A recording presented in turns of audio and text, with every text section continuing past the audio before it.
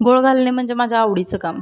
आता तो काय घोळ घातला, तो बघा मी बनवते शेंगदाण्याची चिक्की. तर एकदम व्यवस्थित सुरळीत जशी पाहिजे तशी प्रोसेस चालू होती शेंगदाण्याची चिक्की बनवण्याची आणि व्यवस्थित शेंगदाणे एकदम असे खरपूस व्यवस्थित भाजून घेतले. त्याचे असे सालं निघायला लागले. नंतर व्यवस्थित कमानवरच्या खपल्या काढतो ना, तसं ह्याच्या खपल्या काढून घेतल्या, कवचं काढून घेतली आणि नंतर मग जरासं मिक्सरला एकदाच थोडंसं फिरवलं आणि मग 1 वाटीचे शेंगदाणे घेतले होते, तर 1 वाटी गूळ घेतला.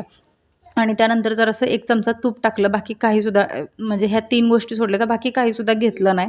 आणि ह्या 3 गोष्टी व्यवस्थित घेऊन गूळ व्यवस्थित मेल्ट केला आणि जसं पाक आपण करतो, साखरेचा पाक जसं गोळी पाक करतो ना, तसं वाटीत चेक केलं होतोय का. हे असं फसफस व्हायला लागलं ना, फेस यायला लागला, की मग समजायचं की पाक तयार होत आलाय. तुम्ही पाण्याच्या वाटीत वगैरे घेऊन बघू शकता. आणि घोळ माझा इथनं पुढं चालू झालाय. मी हा पेपर घेतला कारण माझ्याकडं बटर पेपर नव्हता बाबा.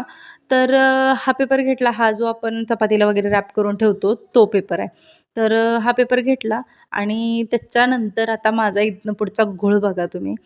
तो निम्मा गूळ ना माझ्या 1 वाटीभर गुळातला ना अर्धी वाटी गूळ माझा पेपरला होता आणि त्यानंतर कशीबशी मी चिक्की ते एक वरचं बाजू काढली आणि खालची बाजू ते पेपरपासून वेगळी होईच ना.